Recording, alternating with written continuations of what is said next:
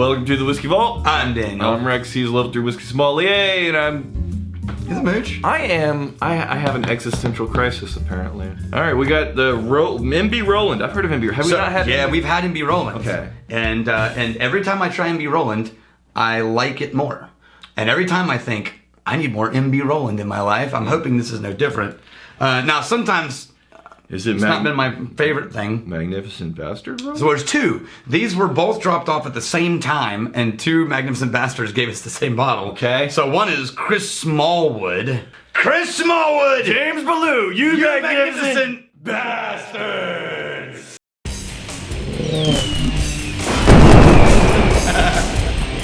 Well, a double bastarding. That was a first, maybe. Okay. Okay, James, I'm gonna set yours over here. I'm gonna actually write your name on the real bottle. Here we go. MB Roland.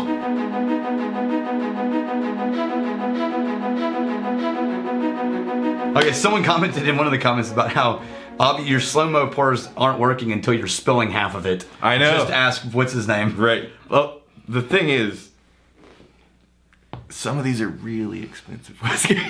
Yeah. Okay, so this is... the bacon. MB Roland. Get up in there. Daniel, get up in there, right there. The bacon. I'm not getting up in there. Smell that. Smell the bacon on that. No. Yours does not smell like bacon. Mine smells like bacon. I'm excited about this whiskey, and you're ruining it for me. They smoke their corn for this whiskey.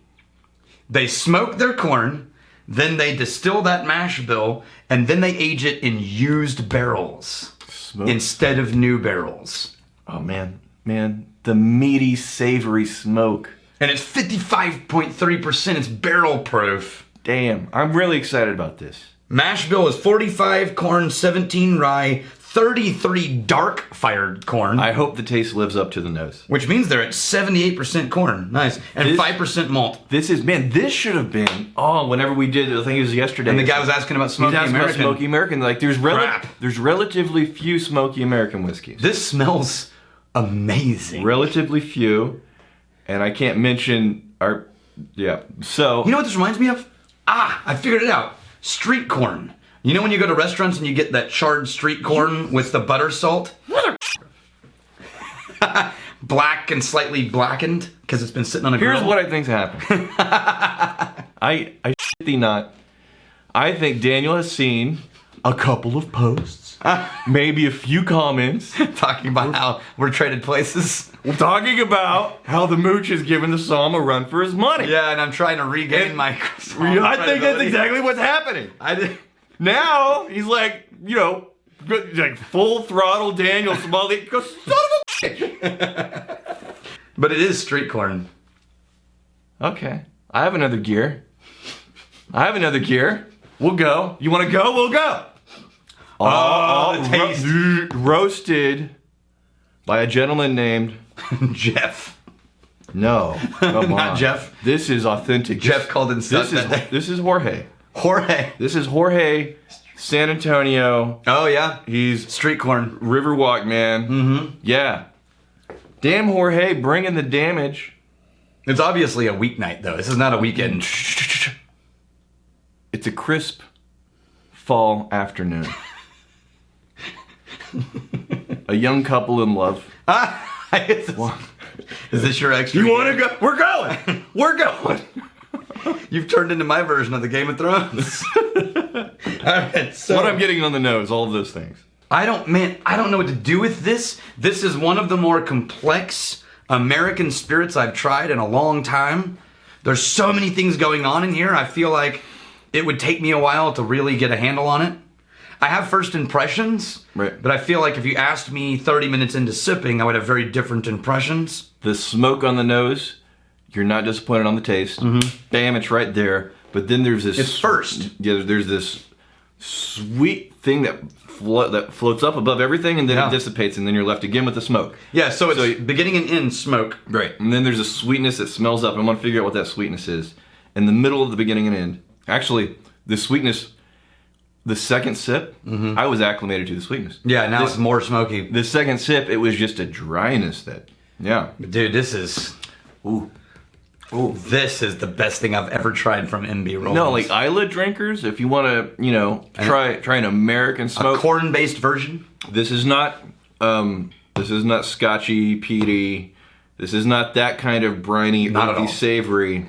This is much more of like on the nose. This is like a bacony, charred corn. This is street not corn. even like the mesquite whiskeys, like Cokagan and Whiskey Del Bach. Wow.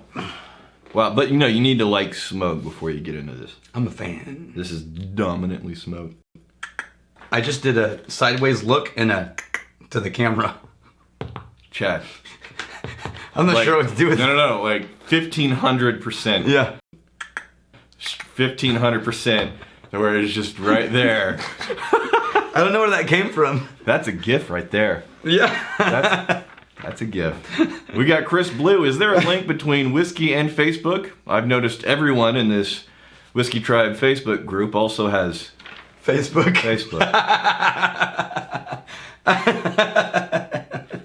That was my favorite comment in Facebook. That's right up there with the one with the beard is an idiot. Yeah. Does everybody in here also have Facebook? I've noticed this Whiskey Tribe thing. A lot of people are also on Facebook.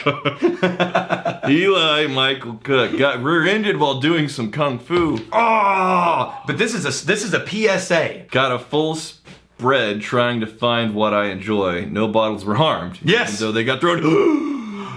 Why were no bottles harmed? That's why you kung fu. That's why you put your whiskey in a seatbelt. Seatbelts right there. For safety, You don't people. neglect the shoulder strap. You don't neglect the shoulder strap. It's Right safety. across there. If it wasn't for the kung fu, you would have been out hundreds of thousands of dollars worth of whiskey. Yes, and if you got rear-ended, just think you might have put your whiskey in the trunk. Right. And then where would you be? Oh my God! Most people do. Most people do. Because they think, oh, the cop's going to show up. And I don't want the whiskey anywhere near me. The end of this video feels so frantic all of a sudden. We got Huang Jason. I never get why people call whiskey smooth. Like, what the hell is that supposed to mean? Yes, I've had whiskey with really weird taste and smell, but I've never had. This thing tastes like a mouthful of sand. Sand's not really that smooth. Those kind of That's what I'm saying. What is a smooth whiskey? Okay, like?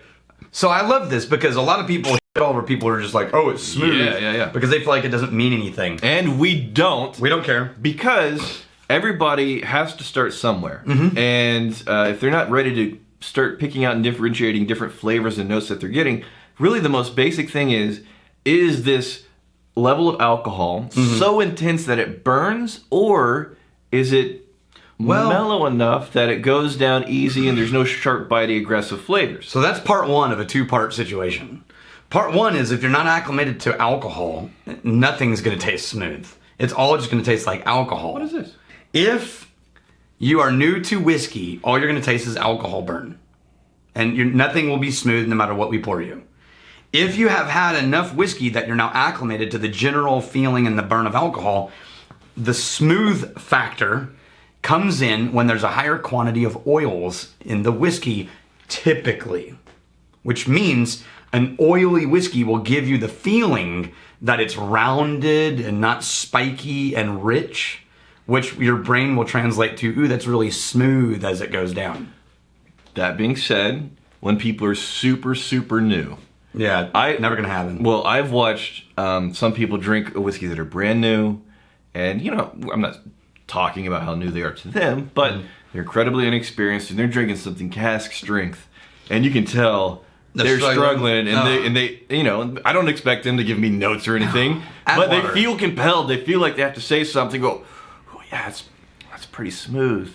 Yeah. Like, in no way, shape, or form. No, it's not. No, it is a default word, backup word too. Yeah. Yes, it is fine. So don't hate on people because they are beginners. Everybody starts somewhere. You started somewhere. And they're trying to get involved. They're trying to get involved. Let them reach the level that they can reach, and then to the extent that you're not a, they're that much more likely to enjoy whiskeys with you again, and then eventually become somebody who collects whiskeys that you can mooch. Here's to fighting, stealing, and drinking. If you fight me, you fight for a friend. May you steal a lover's heart. If you drink, may you drink with us. Hey, thanks for hanging out with us in the Whiskey Vault. Don't forget to throw in a like, hit that subscribe button on the bottom right, and drop a question or comment down below.